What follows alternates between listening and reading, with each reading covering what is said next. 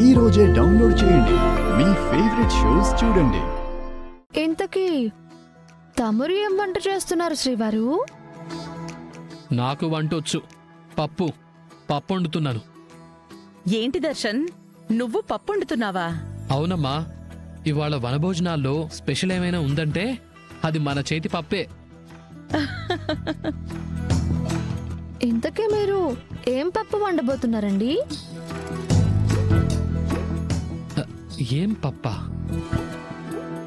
అవును, దాన్ని ఏం పప్పు అంటారబ్బా? మినప్పప్పు. అదే పెసరపప్పు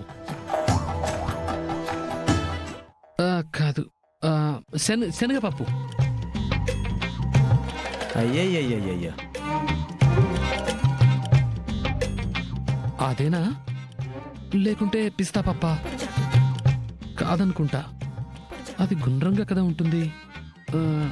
ఏంటండి, ఏం పప్పు అని అడిగితే సూపర్ మార్కెట్లో ఉన్న పప్పుల లిస్ట్ మొత్తం చెప్పారు. ఇంతకీ ఏం పప్పు వండుతున్నారో మాత్రం చెప్పలేదు. చెప్పాగా లిస్టు. అవన్నీ కలిపి స్పెషల్ పప్పు చేస్తున్నాను. నాన్న దర్శన్ బాబు, అన్ని పప్పులు కలిపి ఒకే వంట చేసావంటే ఈ వనభోజనంలో అందరూ చేసేది భోజనం కాదు, వాంతులు విరోచనాలు.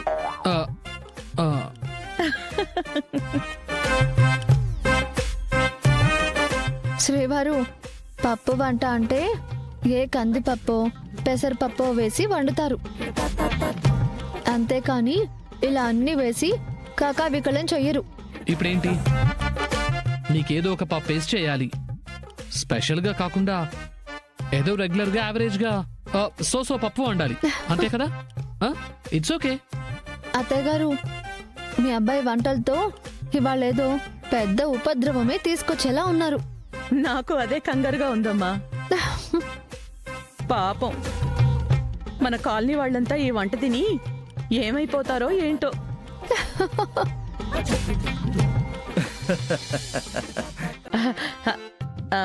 యాండి, మీరేదో సోషల్ మీడియాలో చూసి వంటలు చేస్తానన్నారు. మీరేమో నేను చూసినప్పటి నుంచి కూర్చుని కూరగాయలు కట్ చేయడం తప్ప ఏమీ చేయడం లేదు. ఇప్పటిదాకా వంటలు చేసి చేసి అలసిపోయి ఇప్పుడే వచ్చి కూరగాయలకు వస్తున్నా. అయినా నేను ఎన్ని వంటలు చేశానో నీకు తెలీదు, వాళ్ళని అడుగు చెప్తారు. ఆనంద, ఒక స్పెషల్ వంటకం ఉంది, అది గాని తిన్నారంటే మీ బుర్ర పాడైపోద్ది. ఇంతకీ ఏమంటండి? పులిగోర. పులిగోర ఏంట్రా? అదే పులిహోర. ఓ, ఏం పులిహోరండి? చింతపండు పులిహోరనా, నిమ్మకాయ పులిహోరనా? ఆ రెండు కాదానంద, రేగిపండు పులిహోర. నాన్న, రేగిపండు పులిహోరనా? అయ్యో దేవుడా, ఇది కూడా చేస్తారా? యా, సోషల్ మీడియాలో చేశారానందా. వనభోజనాలు కదా, కొంచెం వెరైటీగా ఉండాలని నేను ఇలా ట్రై చేశా.